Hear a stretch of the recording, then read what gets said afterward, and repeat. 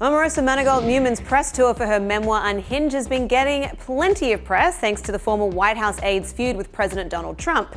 To catch you up, Manigault-Newman claimed that Trump is a hardcore racist and that she had listened to audio of him using the N-word via a tape recorded on the set of NBC's The Apprentice.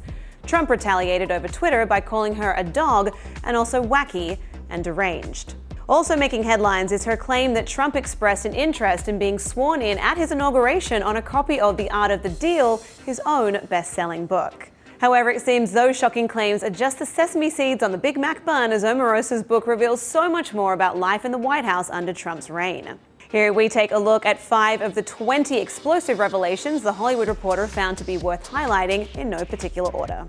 Some, like the fact that Stephen Miller was the architect of the administration's plot to separate asylum-seeking migrants from their children, confirm previous reports.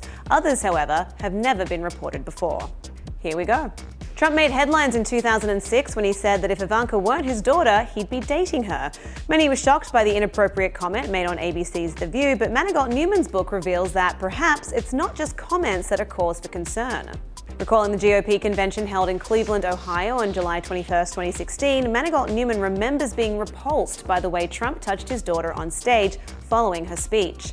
Ivanka Trump walked out to the Beatles' Here Comes the Sun and gave her Make America Great Again power speech, writes Manigault-Newman.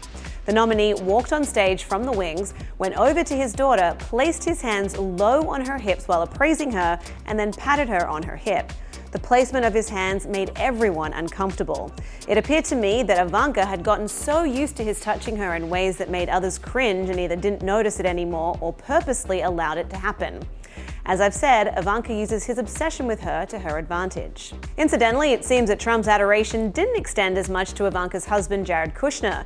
According to Manigault-Newman, Donald wasn't always such a fan of Jared. When he and Ivanka first started dating, I asked Donald what he thought of Jared. "He seems a little sweet to me," he said, using his phrase for gay. One of Trump's first acts as president was to enact the infamous travel ban on citizens from 7 mostly Muslim nations. According to Manigault-Newman, during discussions over this executive order, advisor Stephen Miller floated a policy he would use later. Trump had signed an executive order to ban people from Iraq, Syria, Iran, Libya, Somalia, Sudan, and Yemen, she writes. In a senior staff meeting around this time, Stephen Miller ran through a litany of ideas on how to deter immigration, including the tactic of separating children from their parents at the border. If you thought the first family would be used to being comedically impersonated, especially on NBC's Saturday Night Live, Manigault-Newman says, think again. The former reality star reveals that an impression of Ivanka Trump on SNL by Scarlett Johansson did not sit well with the first daughter and advisor to the president.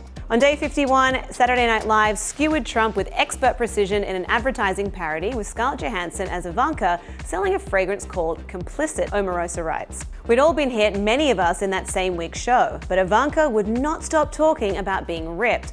Like her father, Ivanka was thin-skinned and could not seem to take a joke. Remember when Trump pushed a world leader aside to get into the center of a NATO photo? If not, here's a reminder.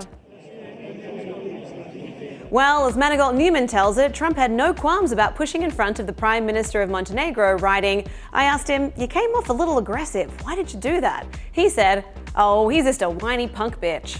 Melania Trump has caused a few stirs of her own thanks to her often puzzling sartorial choices. In Unhinged, Manigault-Newman theorizes that Melania's such outfits, in particular the "I don't care, do you" jacket she wore as they traveled to see children ripped from their parents, are no accident. I believe Melania used this style to punish her husband. She wore that jacket to hurt Trump, setting off a controversy that he would have to fix, prolonging the conversation about the administration's insensitivity, ruining the trip itself. She gladly, spitefully wrecked her husband's directions to make him look foolish, says Manigault-Newman. If Melania were to try to pull the ultimate humiliation and leave him while he's in office, he would find a way to punish her. In my opinion, Melania is counting every minute until he is out of office and she can divorce him.